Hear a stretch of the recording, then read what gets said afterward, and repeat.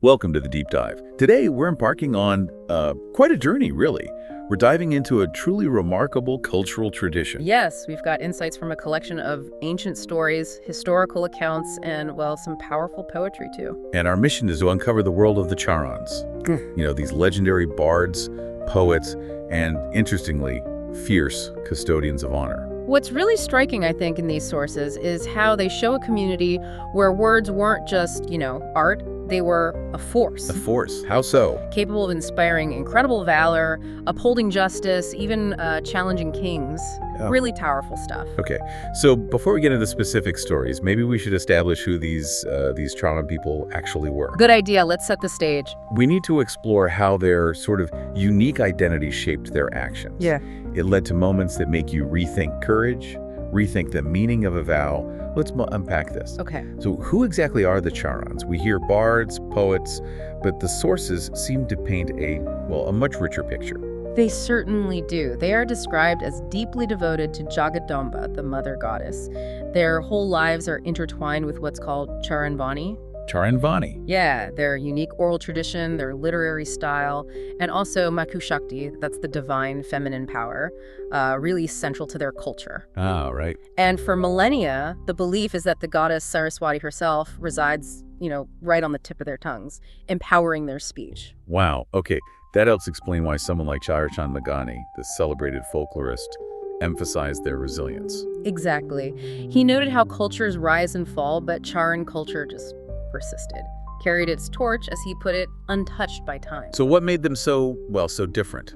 That's the key question, isn't it? You have figures like Mr. Kincaid writing in Outlaws of Kathiawar. He observed they were perhaps the only community whose words could push Rajputs. Warrior class. Yeah. Yes, compel them to lay down their lives in battle, just through words. And then there's Colonel Todd, the historian of Rajasthan. He found their literature totally unique because it was named after the community itself. Charan literature. Right. He said he hadn't seen that anywhere else in the world. And maybe the most surprising connection, Mahatma Gandhi. Yes. In his autobiography, he actually credits the Charons as his teachers for the concept of satyagraha. Nonviolent resistance from these poet guardians. That's unexpected. It really is. And this connects to a core idea about their bravery, the Dadsuro. Dadsuro. Okay, break that down.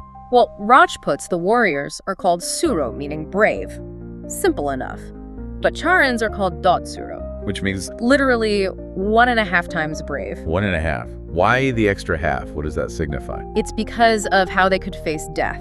A Rajput fights, maybe dies, maybe kills. But traditionally, suicide is not an option for them. Okay. Charans, however, they could fight alongside Rajputs, sure. But crucially, they could also perform traga.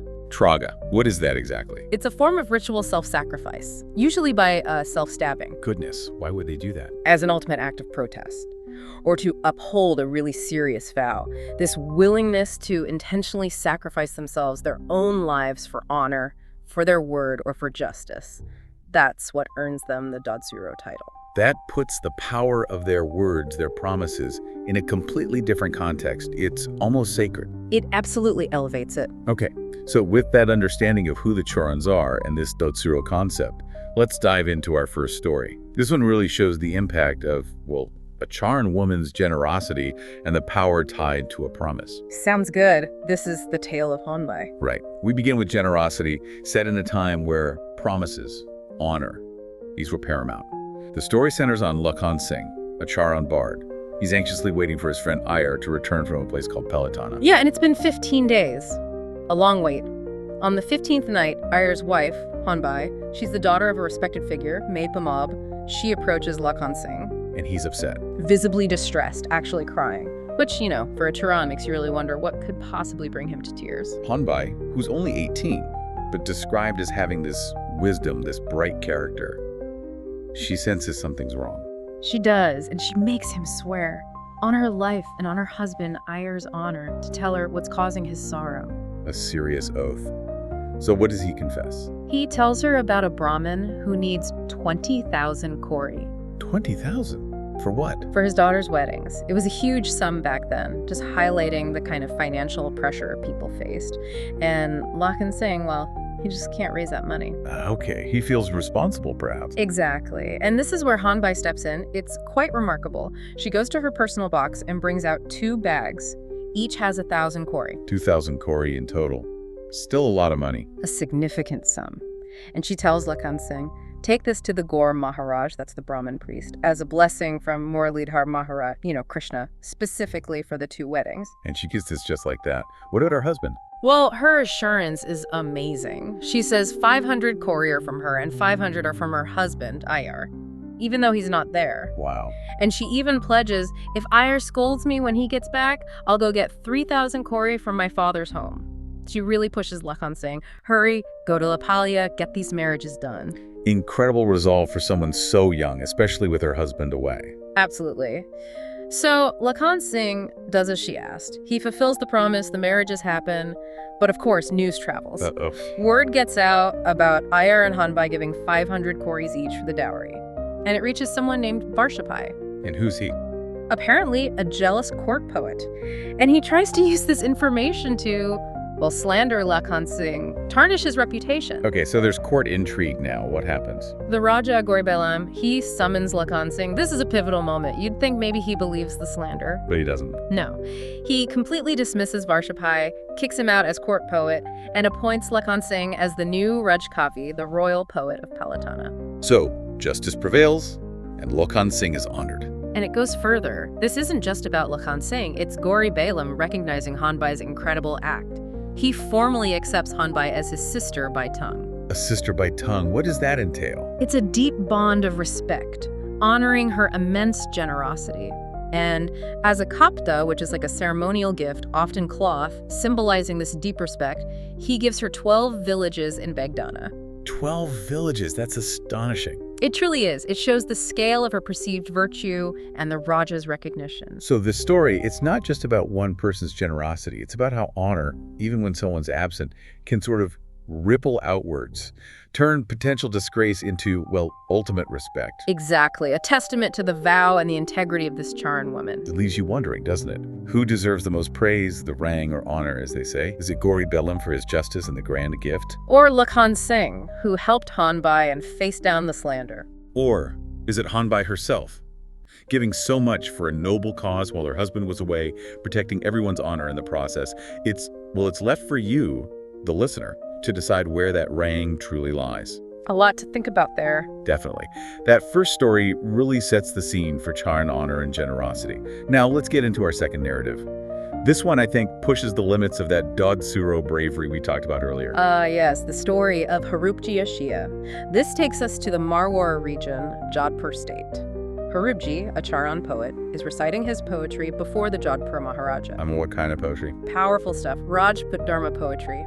It defines the ideal warrior, the ideal Rajput. Like what? Give us a feel for it. Verses about being brave, never fleeing battle, helping the helpless, being generous, always speaking truth, respecting women, fearing no death, even fighting on as a headless torso. Whoa, okay. Pretty intense imagery. Very evocative. Very.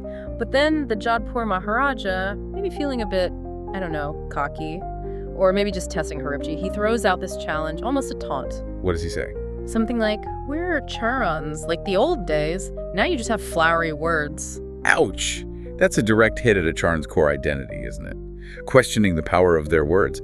How did Harupji react? He didn't back down. Defending his community's honor, the power of his Vani, he retorts immediately. What does he say? He says, with Saraswati on my tongue, I can bring you a Rajput's head, his life, his land, even a crore of wealth. But, he adds, there is one thing in this world that is impossible for a Charan. Oh. Now the Maharaja must be intrigued. What's the impossible thing? The Maharaja challenges him to name it, of course, and Harupji's request. It's audacious. He asks for the Pa. The Pa? The turban, specifically the Pa of the Rana of Udaipur. The Udaipur Pa. Why is that so impossible? Well, you have to understand the symbolism. The Udaipur Pa isn't just headwear. It's the symbol of Mewar's honor, ultimate Kshatriya valor. A symbol that, legend says, had never bowed to anyone. Not emperors, nobody. Okay, so asking for it is like asking for the soul of Mewar. That is audacious. Extremely. And realizing the weight of what he's just asked for, Harupji immediately takes a vow, a Jal Pratija. The water vow again. signifying seriousness. Deep seriousness. Wow. Right there, before the Jodhpur Maharaja, he swears, I will not set foot in this Jodhpur court, nor eat Jodhpur's food, until that Udaipur Pa rests on my own head. Wow. He's really put himself on the line now. So what does he do? He travels to Udaipur, becomes a guest of the Rana, a revered guest. Night after night, he recites these incredible stutis.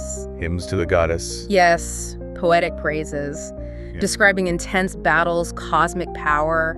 He just completely captivates the Rana with his words, his art. So the Rana is impressed. Immensely, so Right. much so he offers Haribji anything he desires, anything at all. And Haribji initially refuses. Yeah, at first he says, I'm a poet from Jodhpur, not a beggar, maintaining his dignity. But the Rana insists. He presses him. And Haribji, bound by his vow back in Jodhpur. He has to ask, he makes the demand, the Udaipur Pa. How does the Rana react to that? Yeah. I mean, it's the ultimate symbol.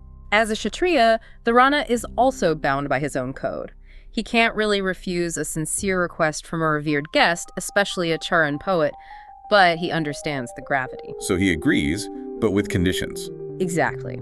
He issues a very grave warning. He says, look, I have no objection to giving you the paw, but if you take it to Delhi and it bows before the emperor there, it will dishonor everything, all the sacrifices our ancestors made. That's a heavy burden to place on him, the honor of generations. Immense. And Haribji understands. He invokes the goddess, Jagmaya, and makes an even more profound vow. More profound than the first one. Yes, he swears that with the Udaipur Pa on his head, he will never bow, not to the Delhi emperor, and crucially, not even to his own Jodhpur Maharaja. Whoa. So he's basically declared his head will remain unbowed while wearing it, no matter who he's facing. Precisely. Only then does the Rana bestow the Pa upon him, understanding the Charan's commitment. Okay, so Haribji returns to Jodhpur, paw on his head.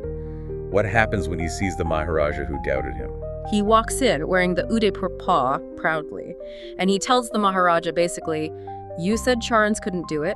Well, here's the Pa, and because of my vow, I cannot sit before you now. How does the Maharaja take that? His own poet refusing to sit in the usual way. Incredibly, the Jodhpur Maharaja shows immense respect. He actually vacates half his own throne for Haribji, the Charan. Sharing his throne, that's a massive statement. Huge. It shows he recognizes the power and the integrity Haribji displayed. But the real test is yet to come. Delhi. Both the Jodhpur Maharaja and Haribji are summoned to the emperor's court. Now imagine the scene. The emperor's procession passes by where they're staying. Standard protocol would be to bow, right? Yes. The Jodhpur Maharaja bows 3 times, showing respect. But Haribji, standing there, Udaipur Pa on his head, Stays upright, unbowed. Yeah, exactly. Fulfilling his vow to the Rana. The emperor must have noticed that. Instantly. And he's furious. This is seen as major disrespect. Later in court, the emperor demands an explanation. What does the Jodhpur Maharaja say? Does he protect his poet? He explains, this is Haribji, my poet. He cannot bow, your majesty, because he wears the Udaipur Pa. So he throws the blame on the Pa's tradition. Well, it prompts the emperor to say something like, oh, yes, Udaipur never bows. But then Haribji speaks up. Oh, what does he say now? Seems dangerous. With incredible defiance, Haribji retorts, it's not Udaipur that doesn't bow. It is I, the Chan, who does not bow while wearing the Udaipur Pa. What are you even talking about, Udaipur? Wow. He's taking personal responsibility, separating himself from just being a vessel for Miwar's honor. That's incredibly bold and probably infuriating for the emperor. Absolutely. This direct challenge is the last straw. The emperor immediately dispatches his army to attack Udaipur. So Haribji's defiance has potentially doomed the kingdom he swore to protect the honor of. It seems that way. But this is where, the almost mystical aspect of the Charan comes in. Their prophetic vision, their connection to the divine. Haribji sees the danger heading towards the Rana. He prays fervently to the goddess. He asks for strength and for his horse, Keariya, to basically fly. Fine. Metaphorically, or maybe more, he needs to get to Udaipur before the Mughal army to warn the Rana. And does he? The story says yes. Keariya, his horse, covers the distance with almost mythical speed, reaches Udaipur 3 whole days before the emperor's forces arrive. Incredible. So he warns the Rana. He warns the Rana, yes. And he affirms, I have upheld the honor of the Pa. I upheld the honor of your throne. I did not bow.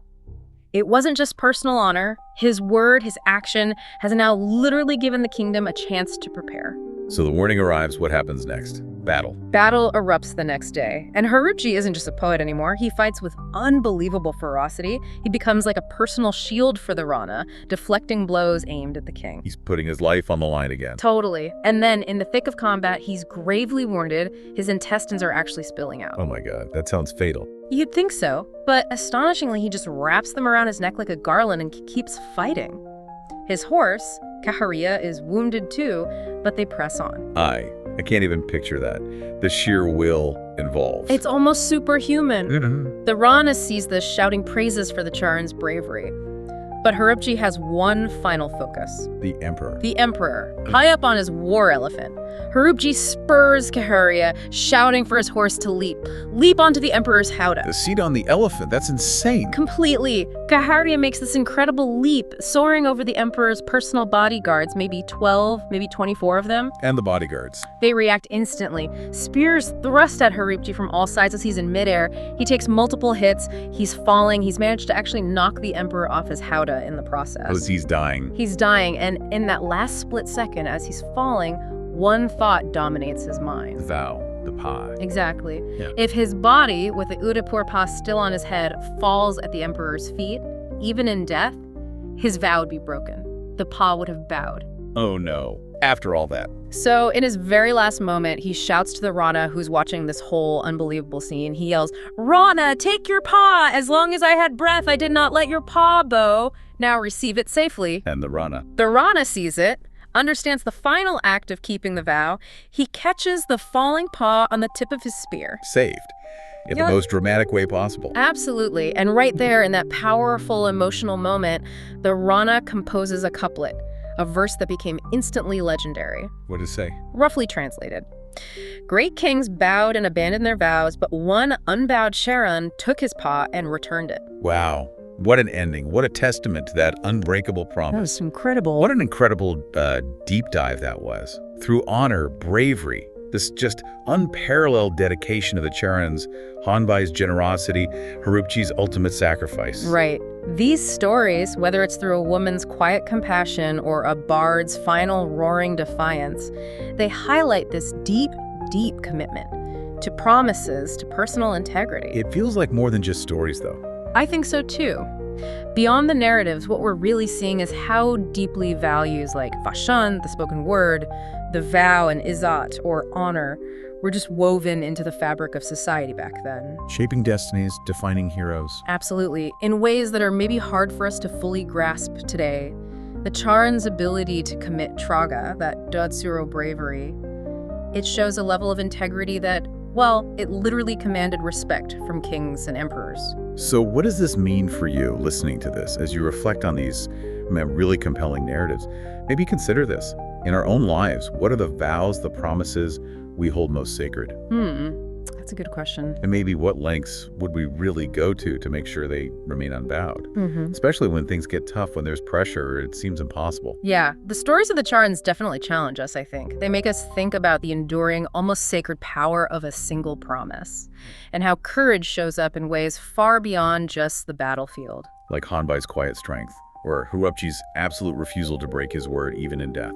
Exactly. Reaching into that realm of ultimate self-sacrifice purely for a principle, for a vow. Lots to think about. Until next time, keep digging deeper.